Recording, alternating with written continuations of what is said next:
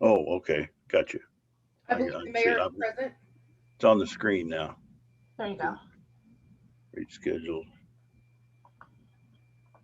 Sorry, I'm late. I had a problem with the Google. No, Mayor, how are you? Good. I'm sorry. I had a problem with the Google, the Zoom link on my laptop. So anyway, I got it. Zoom is always our bane at the moment, isn't it? Well, it just shows up how I do calendar, what calendar I use. So I had to use a different laptop for my Google Calendar. Don't ask. Sorry. Are you all set, Mayor? Yeah, sorry to interrupt. I'm being rude. And we're No. recording now? Not at all. Thank you. We have Mayor Dedina and Greg Himura here. We have a quorum. Welcome everyone to the April 15 meeting of San Diego Community Power Risk and Finance Subcommittee. Is there any public comment? There are no public comments. Thank you, Kimberly. Item 4 is anything to add or remove from the agenda from staff or board members? Hearing none, we will move on to item 5, the treasurer's report. Yes, good afternoon, everybody. So I'll start with the most exciting news of the day. We received our first customer payment into our lockbox bank account. So we're gonna hang that on the wall. You're not going to tell them how much? Yeah, Well, yeah. I took all the effort to send around the dollar amount, so you have to say it, Mike. You have to say it, Mike. Well, typically, you post that first dollar, and that's been historical for a long time. But this happened to be $1.50, so we're still almost right on the exact. 53 cents. Thank you very much. We got a little ways to go to get in the black. So now we need a banking team. We have $1.50 in the bank. Invested wisely, yes. Came from the City of Chula Vista municipal account, so they beat everybody else to it. Yeah. So Anyway, it is kind of a big deal. It's a milestone. So it's a big deal, yeah. Not just that we got the money, but this was also, even though we did run a test deposit many months ago, we want to make sure that the process was clean from SDG&E sending us the money. So that's a good sign also, of course. So on that front, there's obviously not a whole lot of big dollar activity to report so far on the incoming side. As you know, we've been paying RA for the year to date. So those have been large amounts going out. But in the coming months, the revenues are going to pick up and the expenses are going to pick up. So we'll have a little more to report. So obviously we're still working with our debt and monitoring those draws pretty closely. The only thing I wanted to mention in addition to that was this next board meeting or the next finance meeting in May, we're going to bring a couple of budget items to you. So we're going to have a proposed amendment for the current fiscal year, where we're going to kind of realign some of the line items to, well, first of all, to update some of the numbers from our projections and pro formas that have been updated, but also we're going to do some changing of the line items themselves that we budget for. So that should be pretty straightforward and pretty simple. And we're going to bring that next meeting so that we can bring it to the board meeting in May also, to at least show them for the first time. So that's something you should expect. And then more importantly, also budget related, we're going to be presenting our first draft for the 21-22 fiscal year budget. And we'll do that at the finance meeting next May, and then show the board in that following May meeting with a hopeful approval in June, in the June board meeting. So just something to keep that we'll be monitoring in the future, and we'll bring that to you then.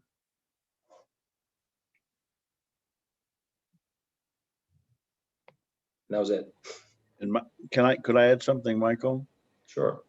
Just a reminder to to this committee, we are going to be on a track, and we're setting the stage for that already by giving you the information. The normal schedule would be for every month we would prepare a monthly budget reconciliation, important information, you know, anything that we need to know in the financial area, and it would come to you all first. And we would expect a more detailed discussion of that for you all, in case, you know, answering questions, et cetera. And then we would follow that with it being a part of the board agenda packet.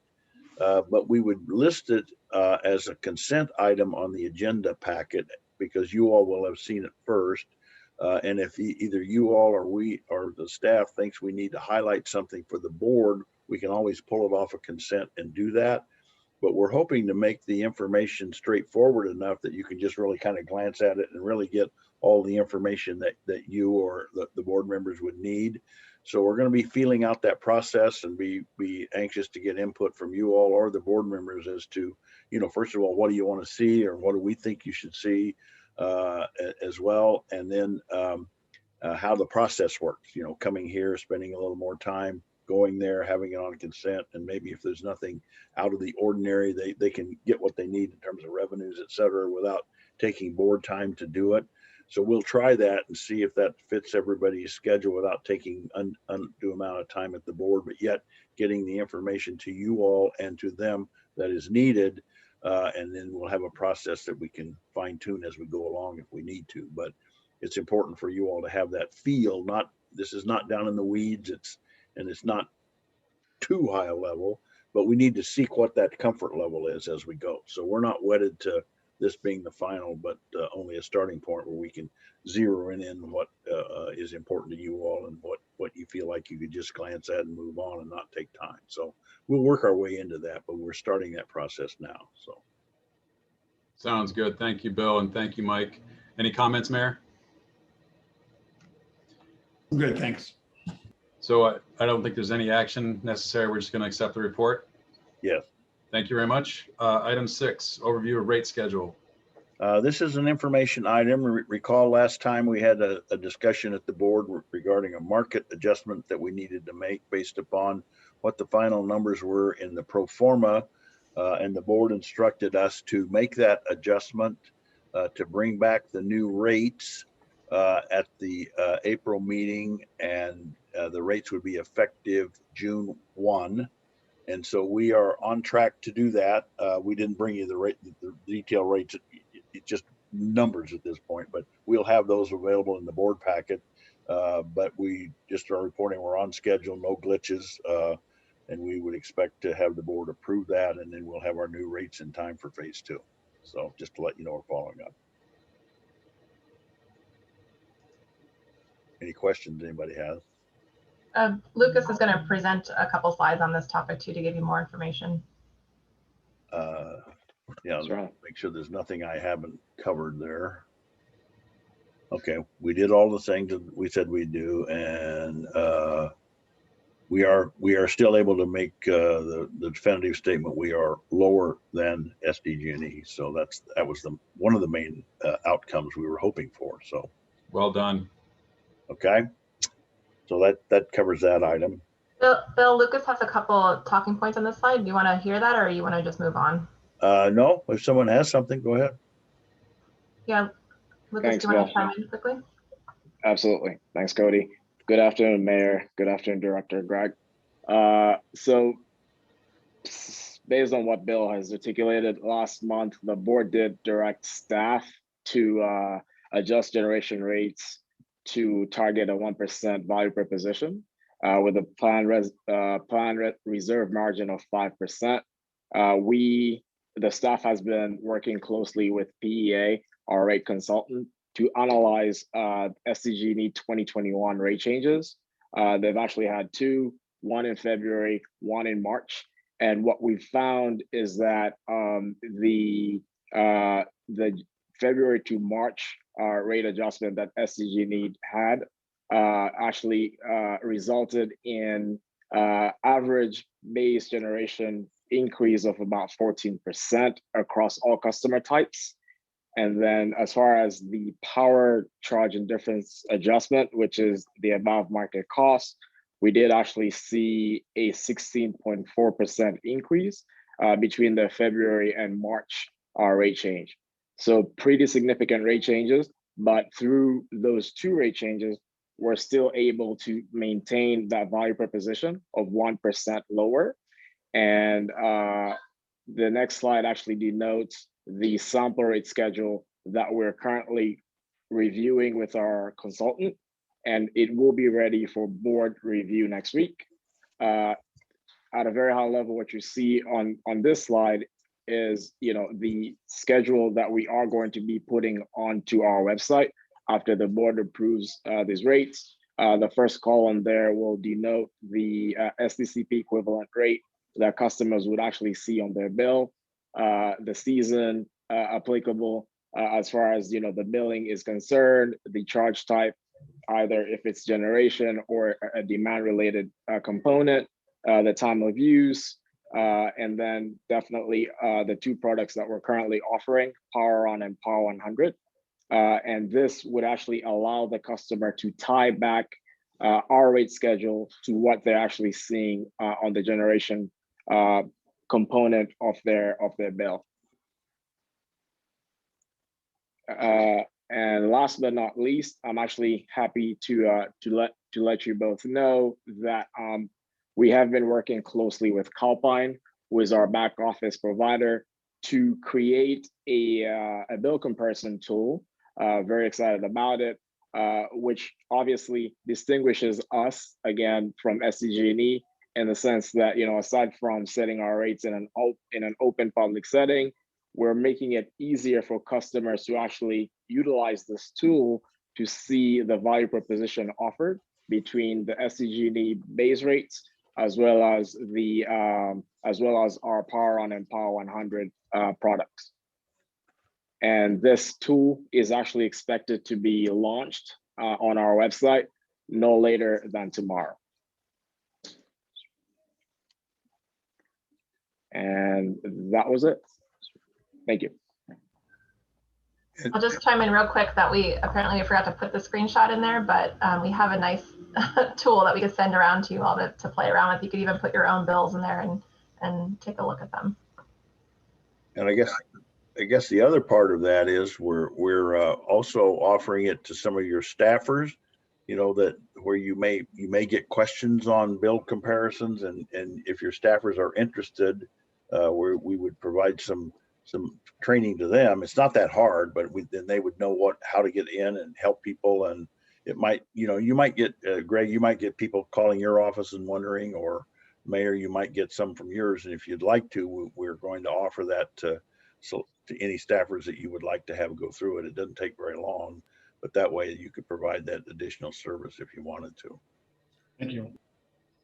Yeah, that's great to hear. Lucas, thank you for the report. That rate comparison tool, I think, is just an awesome feature we're able to roll out. Really appreciate it. Thank you. Item 7, update on long-term renewable energy contract negotiations. Okay, I think Byron, our assistant, our power supply manager, is going to talk about some interesting and exciting things we've been going in that area. It's been a challenge. He's been very busy. We've been out in the market and back and are trying to structure a portfolio that meets all of our criteria. And he's actually hit the ground on a run. He's been with us, I think, 2 months now, but beginning to pay dividends. So he's going to talk to you about what we've had going on in terms of our long-term renewable energy contract negotiations. Yeah, great. Thank you, Bill. I'll assume everyone can hear me, but please yell out or wave a hand if you guys can't.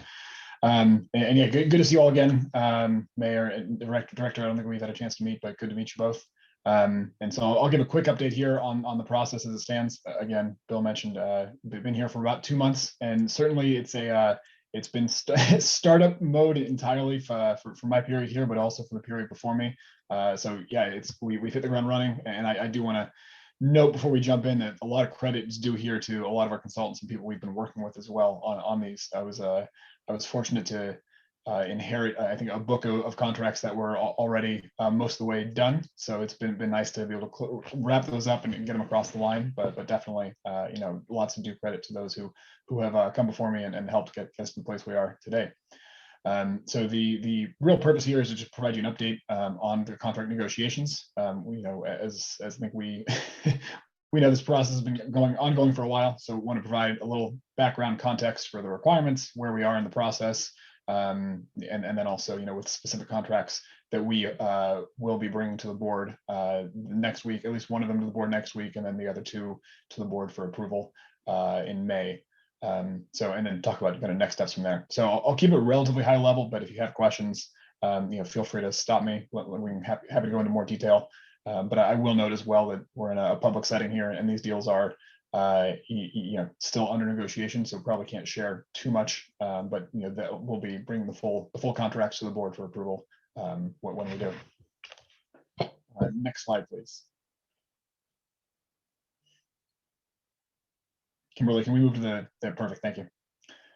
So again, just why we're here, why we're contracting. Obviously, there's rate stability that comes and new build generation that comes from new long-term resources, which are two of the major drivers here for us. But the requirements themselves in statute in California Renewable RPS, or Renewable Portfolio Standard, requires that we have long-term contracts. It's kind of a new requirement starting this year that 65% of our renewables, or at least our mandated renewables, are delivered under long-term contracts.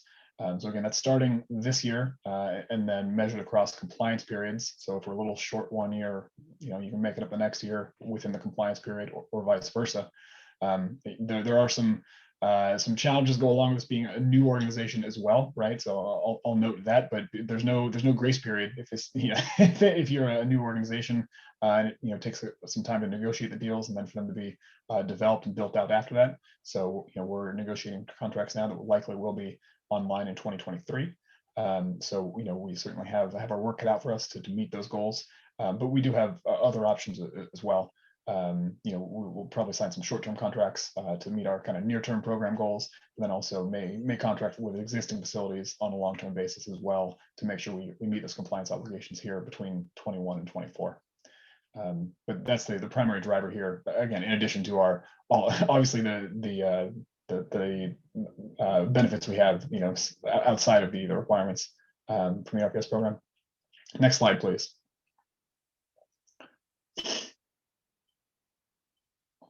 So I want to just kind of bring everyone back up to speed. I think it's been a minute since we have talked about these contracts and this process, and obviously, most of this happened prior to my time here.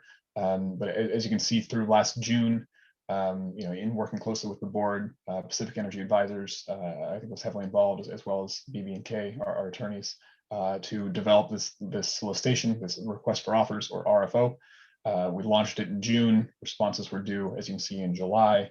And then through August, there was a lot of analysis that went on, both at staff level and also with the contracts committee.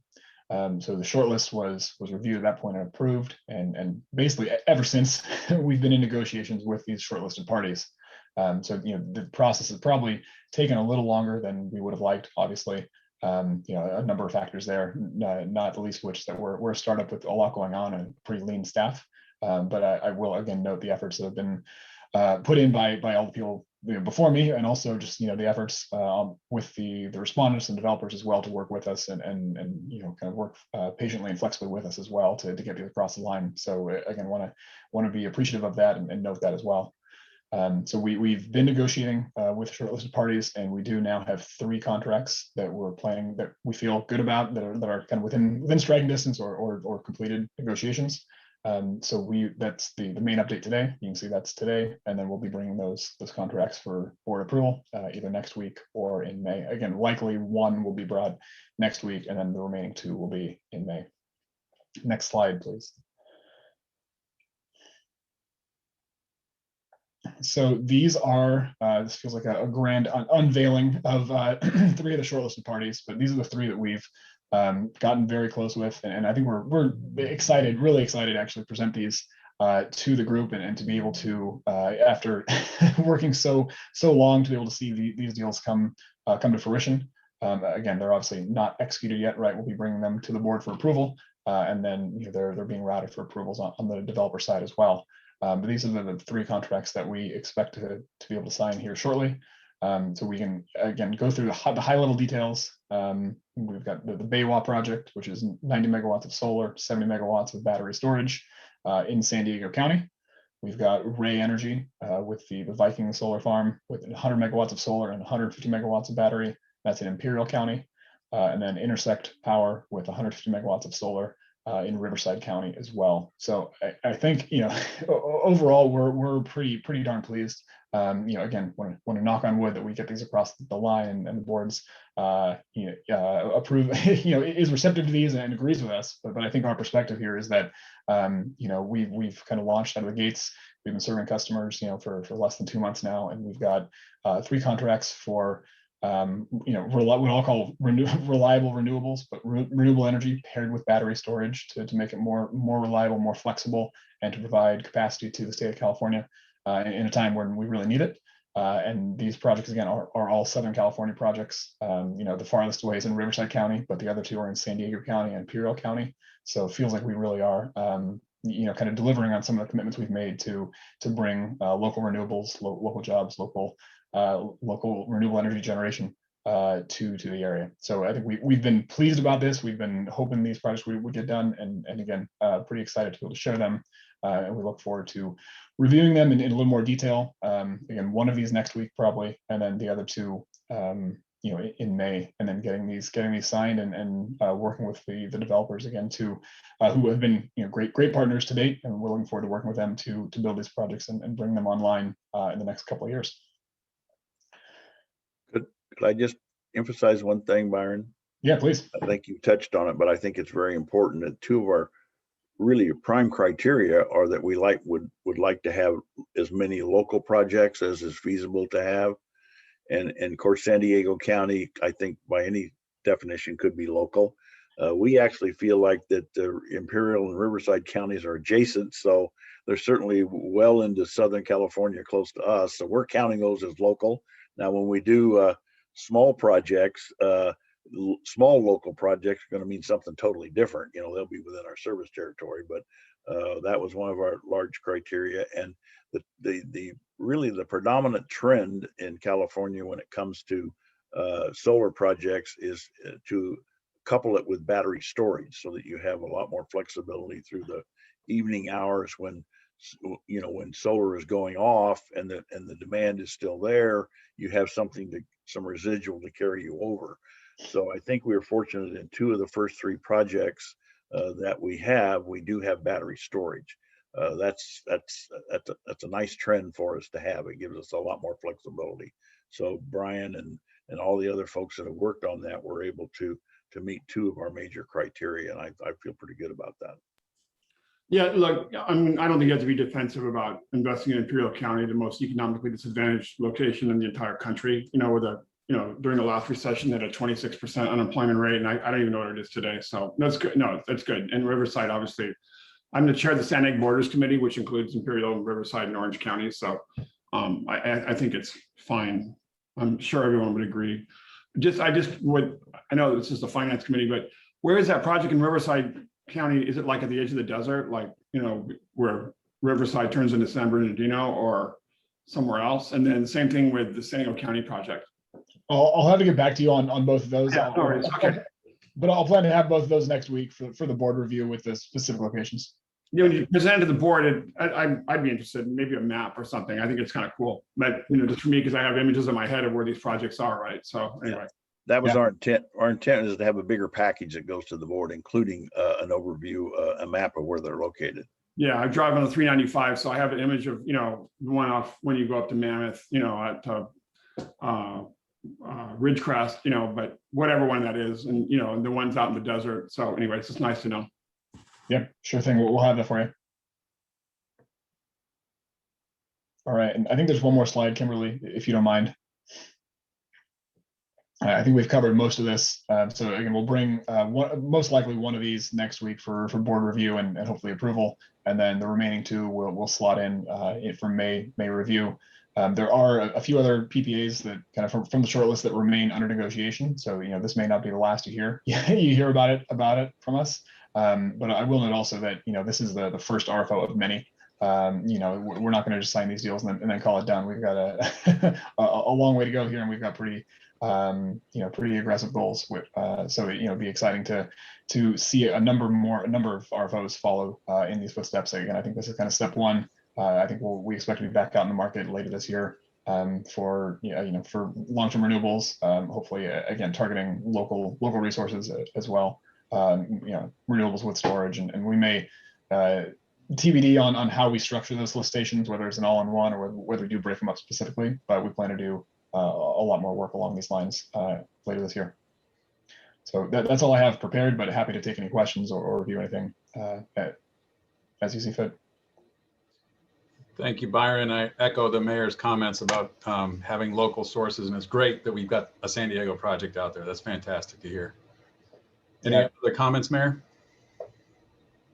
No, good. It's nice to see, you know, that we're doing something that supports local and regional economic development. It's tangible, something that, you know, I want to have an image of it in my head, right? So I think it's cool. It's really, really awesome. So, you know, it's unusual, right? Like, so good work. Yeah, great. Thank you again, and you know, hat tip to the whole team that's been involved. There are a whole lot of people who've been involved in this, you know, with me and before me. But again, yeah, we're really excited to have these projects nearing the finish line, and I look forward to reviewing with them for you. Well, for the board meeting, you know, map, and then even a picture of the site, you know, whatever. It just Sure. makes it real, you know. And I think all of us, like, I want to know specifically where that project is in San Diego. You know, is it on the rocky near desert, or is it like at the edge of the Imperial Valley, you know, Imperial County, where it's San Diego County, whatever. It just makes it more real. And I think even Yeah, for of course, watching, it's just cool stuff, right? So it's good. yeah. Then this is what we're here to do, right? So we might as well dig in and enjoy it and celebrate it. So of course, yeah, we'll provide more detail. And in addition, we're actually going to do the same kind of information on our website, so our customers can actually see where these projects are. Maybe there'd be a board meeting, a board trip. I'd love to see one of those projects. I've really never done a tour once, so maybe something in the future, even a pub, you know, or maybe we take our clients out, right? Or, you know, customers out. I mean, anyways, I think that would be important stuff. Yep. Yeah, of course, fully agreed. Thank you both. Thank you all very much. Item 8 is a proposal on phasing in of residential accounts. Am I doing this or Lucas doing that? This is you. Okay, this is me. All right. I got the wrong agenda in my computer tribulations the last 3 days, so that's why we're a little out of sync here. Is I'm totally discombobulated. Well, we have talked from time to time and had an initial phasing schedule where we would do phase 1, 2, 3 about 3 months apart, which phase 1 was evidence of that. Phase 2 is coming in June. Originally, phase 3, which is the residential sector, was much closer to phase 1 and 2, but for economic and other reasons, it was pushed downstream so that we had a working start date of January, which is, you'll see some places, phase 3 is still referred to as a January 2022 start date. But there's a phenomenon where we have more sales in the summer by far than we do in the winter. And because of that, we have higher revenues and actually more contributions to the reserve funds in the summer time than we do the winter. And so the discussion has been underway. And in fact, according to the pro forma adjustment, we actually lose money. Believe it or not, it's sort of like, I guess, having the Christmas sales in retail where you make your profits and, you know, during the holiday season. That's the summer season for us. So we've been discussing how to deal with that. And the original proposal was that we slide phase 3 to June of 22. And the differential was several $1 million in terms of the bottom line reserve contributions. And so we then talked about it some more, got some input actually from whoever we could talk to about how that would look. I think there was a feeling that if we could phase it rather than moving it entirely, at least we would be starting to have a plan that met the original schedule, yet allowed us the flexibility to start with the smaller members, move up to the larger members as we move closer to the summer season, like in April and May, and that we could reduce the impacts, the physical impacts, down to something we could live with, if just you know, a few $1,000s at that point. So what we're proposing is to bring action to the board at the April meeting for us to consider officially changing the phase-in schedule, because we have to, you know, obviously acquire resources to meet those loads. We have to make reports to the state in terms of what our loads are expected to be, so we can find out what our obligations are in terms of resource adequacy and those kinds of things. And so we're giving you all a heads up, sort of a preview of what we're going to be bringing as sort of a compromise to the two positions of when to start phase 3, but stay within the spirit of the not having as big a lag between phase 2 and phase 3, yet doing it in an economical way that we can make it fit our pro forma projections. So that's really no action for you unless you would like to endorse that concept. We're not really asking that. You can do that in the board meeting after you hear the thoughts from others if you'd like, but that's going to be the staff's proposal. Bill, were we originally looking at bringing phase 3 online in January of 22? It actually started out being, it started out technically, I think, being in the fall, like September or October of 21. Then it got pushed to next winter, fall. Yeah. You're proposing about a 6-month delay for revenue purposes. Yes. Well, it's now on the books, I guess, officially. What we're changing is actually, I think, officially a January 22 start date. That was proposed to slide to June of 22, and now we're sort of compromising between the two, starting but phasing it in. So it starts January 22 and ends in May or June of 22. And do we have any legal deadlines in terms of calendar with respect to phasing in? No, we have to. We'll have to report that, because we'll have to show our to the PUC and others our loads, and so our loads are going to shift according to that phasing program, and then we have to do some things in terms of resource planning and whatnot. And so one of the reasons we're needing to do it now is that we need to start those reports. And so we need to actually have the board take official action so that we can then follow up with all the information sharing and data that we need to give the state and in Byron's group, so he knows what the resources are going to be needed during that time frame. I certainly appreciate the insight and the way of looking at it, and am supportive of the concept. Mayor, any comments or questions? No, sounds good. I think it should be a good discussion at the board meeting. Which I think makes Imperial Beach #1. Always. Be #1 in something. There you go. So there's really no action on that, because it'll be discussed and moved on at the board. Very good. Thank you, Bill. Okay, that brings us to item 9, which is committee member announcements. Mayor Dedina, do you have anything? Sorry, no, thank you. And nor do I, other than I think this is our first meeting together as a subcommittee, and I appreciate our partnership moving forward. I will try to be on time. I'm sorry, I've been having Zoom.